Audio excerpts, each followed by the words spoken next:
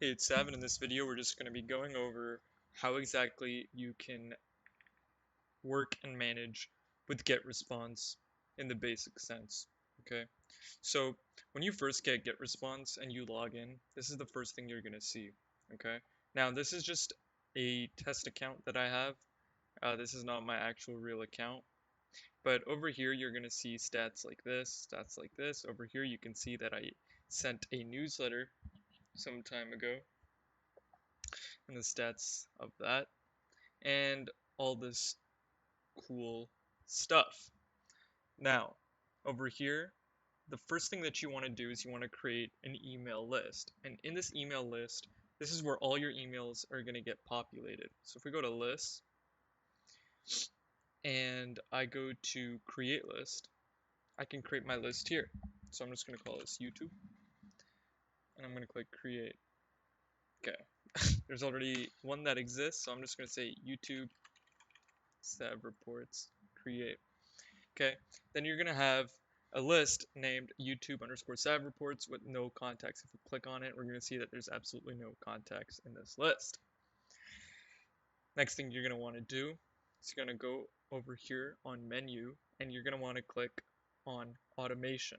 Okay, autoresponders really used to be used back in the day. We don't use those anymore. We worry about automation, so we go to automation. Okay, so in automation, this is where you're going to create your workflows.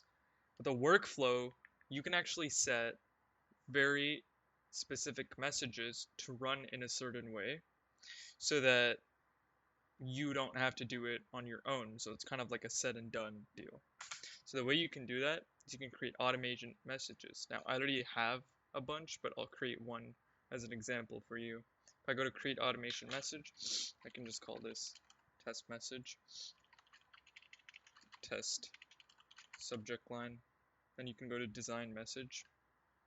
You can create it from a bunch of templates. I usually just go to blank templates and I go to blank template over here. And then you can have a logo, all this. I usually just kind of take these out. Then you go to layout and you can drag in this text. Okay, and then you can have whatever you want here. Next. And now you have this message. Now I can click save and finish. And now I have a test message over here. It's delivered to no one. Okay, which makes sense. So the next thing that you want to do is you want to go to workflow and you want to create a workflow. Okay, we're going to just build one from scratch so that you can understand it. You want to go through that, whatever. We're just going to call this test workflow. And we're going to do it when someone subscribes to our list. Okay, so when someone subscribes to our list, well, what list? Well, sorry, specific list. And then we're going to go down and we are going to select YouTube underscore Sav reports. When someone goes and subscribes to this list, what do we want to have done? Okay, now there's a bunch of basic commands. I'm just going to be going over the basic ones. And there's also a lot of complicated ones. Okay, so we're just going to go over the basic ones. The second someone signs up, I want to send them a message. Now, remember we created that automation message. So we can go to automation, select a message, we can click our test message. The next thing you want to do is you want to take this question mark and then just let go. So you just want to drag and drop onto that. Now you're going to send this test message. Nice. Boom. You're done. You can save and publish, whatever.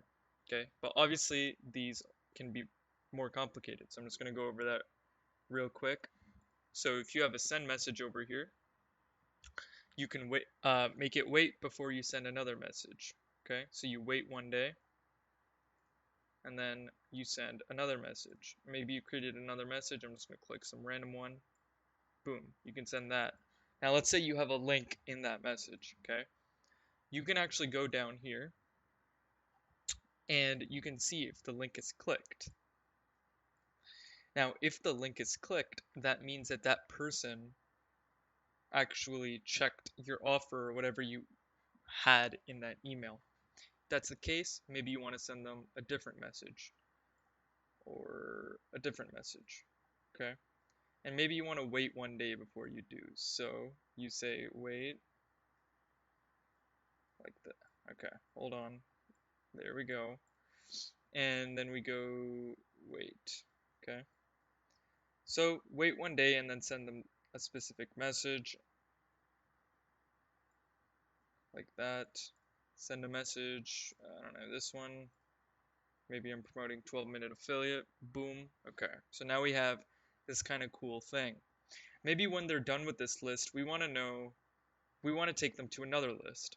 Okay. So what we can say is we can copy them to another list and we can just throw both of these on to the same one, and maybe we can say we want to move them to the affiliate marketing list, and then boom, now they're on the affiliate marketing list. So that's kind of how this whole automation thing works. Okay, so we can save and exit, but I'm not going to save that because I'm never going to use that. So I'm going back. If we go to lists, we have that list. Okay, go to automation.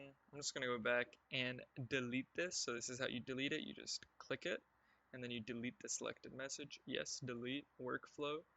Well, we didn't make that workflow. Okay, now let's say you have a huge list, right? And you want to send a broadcast email. You go to email marketing and you create a newsletter. And on this newsletter, you go through the same process and you click send message. Now, what can you expect to get? What are the kind of stats you can expect to get after you send a broadcast message? Well, this one, for example, which I just tested right now, just to show you guys, is if I click on this and I say global view, you can kind of see who clicked on it and all that sort of stuff.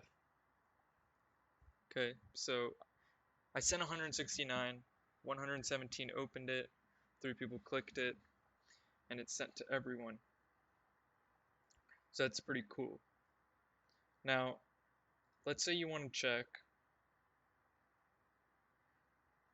Let's say you want to check the stats for the actual, not the global view, but the statistics, sorry. You can check it over here. So you can see that some people unsubscribed. You can see that 13 people clicked. I don't know why I said 3 before, but 13 people clicked. And if you had any complaints, all that sort of stuff. Okay, 117 people opened. Great. Okay, so that's pretty much how you send a broadcast email. Now you also have landing pages, forms and surveys, Facebook ads, etc. But that's essentially the basic idea of using GetResponse. It's actually pretty easy to use, and that's why I recommend it wholeheartedly as a great email marketing solution. And if you want to try GetResponse out, you can check out the link in the description. It'll give you a 30-day free trial for GetResponse. Check it out.